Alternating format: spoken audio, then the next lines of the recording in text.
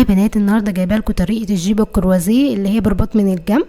هبدا ان انا اظبط القماش بتاعي على 4 زي ما بقص النص كلوش او كلوش الكامل زي ما بتسموه، اللي هو نص دايره.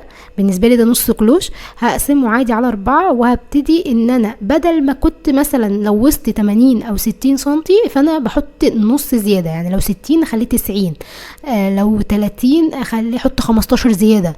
وهبتدي ان انا ادور عادي زي ما انتم شايفين كده. وبعد ما هقص الجيبه اصبح معايا الجيبه مره ونص، فهقسم كده دول النصين اللي هم وسطي، اللي هو 40 فوق 40 تحت مثلا، وال40 زياده على كده على فوق، وهثبتهم.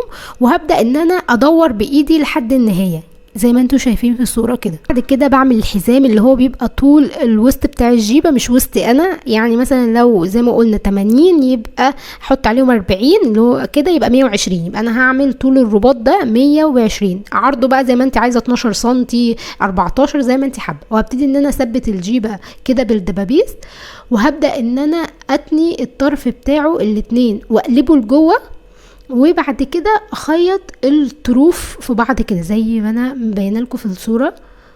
بعد كده هاجي عند نص الجيبه وهبدا ان انا اعمل عروه، هاجي كده نص الجيبه بالظبط وافتح عروه واعدي منها الحزام عشان يلف من ورا ويبدا ان هو يربط ويقابلني الناحيه التانية، واعمله فيونكه زي ما انا عايزه او اعمله اي شكل كده. بصوا هيربط معاكم